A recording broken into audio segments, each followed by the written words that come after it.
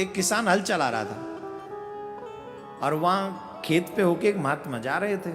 अच्छा, हम लोगों का स्वभाव, सनातनियों का स्वभाव होता है जैसे ही महात्मा दिखे तो प्रणाम करे, जाके बोले प्रणाम बाबा, बाबा महाराज, महाराज प्रणाम। और बाबा ने आशीर्वाद दिया, बेटा खुश रहो, तेरी फसल सौगुनी हो, तेरे बच्चे फूले फले, तेरा कल्याण हो, तेरी बुद्धि सद्बुद्धि बनी रहे, तेरे आने वाले वंशज प्रसन्न रहें, तेरे पितृ तुझे आशीर्वाद देते रहे। इतना लंबा आशीर्वाद, प्रणाम 1 सेकंड का इतना लंबा आशीर्वाद सुन के किसान गदगद हो गया, झट चरणों में जाके प्रणाम किया और बोला महाराज कहाँ जा रहे हो? महात्मा बोले कहाँ जा रहे हैं? व्हाट डू यू मीन कि कहाँ जा रहे हैं? हम लोगों का क्या, रमता जोगी बहता पानी, अब हम कहीं नहीं जाएंगे, आज हम तेरे यहां चलेंगे। अच्छा, किसान को थोड़ी सी टेंशन हुई क्योंकि वो जानता था उसकी पत्नी कैसी है।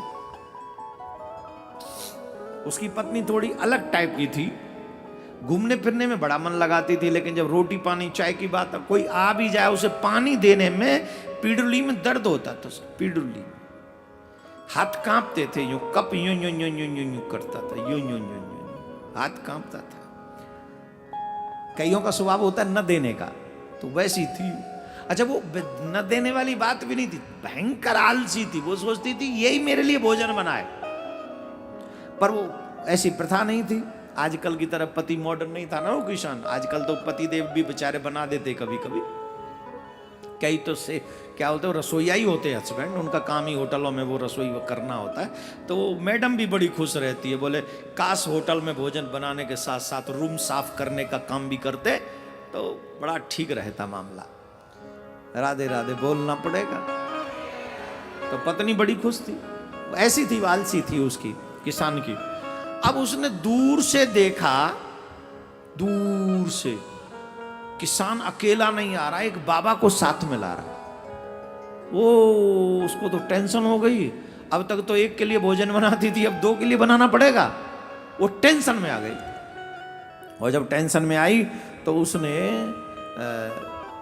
सोचा नहीं, उससे पहले छोटे से बच्चे को बुलाया जो 5-6 साल का भी नहीं था, 4-5 साल का ही होगा। उसे बुलाया, 5-7 मारे उसके गाल पे खींच खींच के, बोल नहीं जाएगा, बोल नहीं जाएगा। बोल रोते रोते कहाँ जाऊं कहाँ जाऊं, बोल नहीं जाएगा, बोल नहीं खींचते खींचते 5-7 मारे उसके। इतने में किसान दौड़ा दौड़ा, अरे भाग्यवान क्यों मार रही हो, ऐसे ही आपकी औलाद। मैंने क्या कि मैं खेत से आ रहा हूं, इसने कर क्या? अरे जब से कह रही हूं भोजन बनाने का समय हो गया है, घर में नमक नहीं है, जा नमक ले आ, नमक ले आ। नमक नहीं लाने जा रहा? अच्छा चल चल भाग्यवान इसे छोड़ दे, मैं जाता हूं नमक लाने। देख महात्मा जी आए, भोजन बना के रखना ढंग से, अच्छा भोजन बनाना, मैं नमक लाता हूं। बोले हाँ जाओ बनाती हूं। महात्मा को वो किसान बैठा लगे, वो जो घर के बाहर एक नहीं होती हमारे गांव में, वो छप्पर ऊपर सा पड़ा रहता था, वहीं खाट पड़ी रहती थी, आने जाने वाले वहाँ बैठ जाते थे। वो वहाँ क्या बोलते हैं उसको, पता नहीं, जो भी बोलते हो आप समझ रहे हैं ना, बस वही वहीं बैठा लगे बाबा को। बाबा बैठ गए, जी घूंघट करके बैठ गई मई। हाय बाबा मैं क्या करूं, क्या हो गया? अब जोर जोर से रोए, बाबा आपका क्या होगा? मेरा क्या होगा? अरे बाबा मैं तो आज तक ऐसे ही बचे, पता नहीं कैसे कैसे लोग आते थे बाबा, आज तो बाबा ही फंस गया। बाबा फंस गया? हो क्या गया? बाबा अपना बारे में सोचो, आपको पता नहीं आप कैसे आदमी के चक्कर में पड़ गए। हुई मैया वो क्या होगा? बाबा बोले बता तो सही क्या हुआ? बोले बाबा ये आदमी बड़ा खतरनाक है।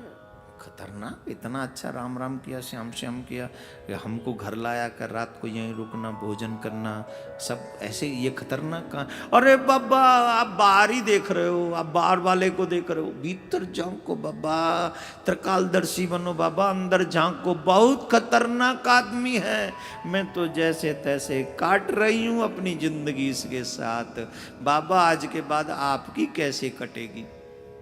मेरी कैसे कटेगी? समस्या क्या है वो बताना। बोले बाबा जैसे आज आपको लाया ना, वैसे ही रोज एक आदमी पकड़ के लाता है और उसको रस्सी से बांध देता है। और डंडे से तब तक मारता है, तब तक मारता है, तब तक मारता है जब तक उसकी एक एक हड्डी न टूट जाए। चलने लायक नहीं छोड़ता, हाथ से वो भोजन न कर सके ऐसा हाल कर देता है। महाराज और दिन तो और लोगों को लाता था, कभी कष्ट नहीं हुआ। आज महात्मा को देखा तो दिल पिघल गया, पति के विरुद्ध बोलना पड़ गया। महाराज मुझे क्षमा करना, उसके आने से पहले अपने आप को तैयार कर लो महाराज, तैयार कर लो, अब आपकी सेवा होगी। वो रही रस्सी, वो रहा डंडा। एक कोने में रस्सी पड़ी थी वो दिखा दी, एक कोने में डंडा पड़ा था नीमन एकदम मजबूत, मेमनता दिखा दिए, बोले जरो और ये जरे रस्सी। अब बाबा ने देखा एक तरफ रस्सी पड़ी है, एक तरफ मेमनता, वो डंडा पड़े हुए। झट बाबा के भी दिल की धड़कन तेज हो गई, ये सच्ची में मारता है? बोले बाबा मारता ही नहीं है, पूछो मत। बेटा तूने बड़ा बढ़िया काम किया। बाबा खड़ाऊं पहनने लगे। बाबा क्या कर रहे हो? नहीं नहीं बेटा, अब ये बता ये कब तक आएगा? बस बाबा नमक लाने में जितनी देर होती है उतनी देर में आ जाएगा। वाह बेटी, मैं तो तुझे ये भी नहीं कह सकता तेरा सुहाग अमर हो। अगर तेरा सुहाग अमर हो गया तो बहुतों का सुहाग खराब कर देगा ये। मैं तो बेटा नहीं कह सकता, मैं नहीं कह सकता ये। मैं जा बेटा, तू बस तू ही खुश रही हो। बाबा खड़ामू भी छोड़ दी, कमंडल भी छोड़ दिया। बाबा जा सके तेज गति से, ऐसी गति से बाबा जाने लगे और तेज निकल गए बाबा। और वो घूंघट ऊपर उठा के बोली, कल भोजन लिया नमक है, जी रहे वो ये कई काजे बनानी है था बस। इतने में हुआ है को, अरे बाबा जी कहाँ गए? बाबा जी कहाँ गए? बाबा जी कहाँ गए? कैसे कैसे बाबा को उठा लाते तुम? अरे तुम्हें पता होना चाहिए कौन लाने योग्य कौन नहीं लाने योग्य। और ये बाबरी संत घर में आ गए तो समझे भाग्य जग गए। तूने ये क्या नर्थ कर दिया? कहाँ गए? उनसे कुछ उल्टा सीधा तो नहीं कह? मैंने क्यों कहा उल्टा सीधा? मैं क्यों कहूंगी आपके आने वाले अतिथि से? पता नहीं क्या भांग खा के आए थे या कुछ क्या करके, आई डोंट नो। कह रहे थे वो दे दो, क्या बोलते हैं, एक रस्सी दे दो, एक डंडा दे दो, एक रस्सी दे दो, डंडा दे दो। अब रस्सी डंडा दे दो, बाबा क्या करेगा रस्सी डंडा का? आप घर में थे नहीं, मुझे ही बांध के मारता तो? अरे बाबरी, तेने महात्मा लौटा दिए। न जाने महात्मा को रस्सी डंडा से क्या करना था, कोई योग करना होगा। तूने राम राम राम राम बाबा जी को तूने खाली पीले लौटा दिया, तुझे साफ दे के चले गए होंगे, घर नष्ट हो सकता है। अब बाबा ने वो किसान ने रस्सी उठाई, डंडा उठाया। अरे बाबरी ये तो बता कि बाबा गए किधर? किधर गए बाबा? तो उसने बता दिया जिधर गए थे, बोले इधर गए बाबा। अब बाबा तो गांव के बाहर जा ही रहे थे, उनको अब क्या करेगा, अब तो घर से बाहर आ ही गया। बाबा थोड़ा ठुमक ठुमक आराम से चल रहे थे और इतने में किसान ने कहा, बाबा ओ बाबा रुक जा, जिरो रस्सी जिरो डंडा, बाबा ले लो रस्सी डंडा। बाबा ने मुड़ के देखा और इसकी बहू तो यूं कह रही थी घर में बांध के फिर मार लगाता है, ये तो बड़ा नीमन निकला, ये तो घर के बाहर भी भाग रहा है? बोले बेटा घर में नहीं कर सका तो अब बाहर कुछ नहीं कर सके। तेरी मैया ने दूध नहीं पिलाया, पकड़ के दिखा बाबा जी को तू। अब देख बाबा ने लगाई गड्ढ, बोले आजा। अब किसान कहाँ, बाबा के पीछे बहुत दूर तक भागा पर मामला बना नहीं। अंत तो गत्वा बाबा बोले भगवान ने बचा लिया, इसकी पत्नी का भगवान भला करे, पता करें किसका भला होना है उसमें। राधे राधे बोलना पड़ेगा।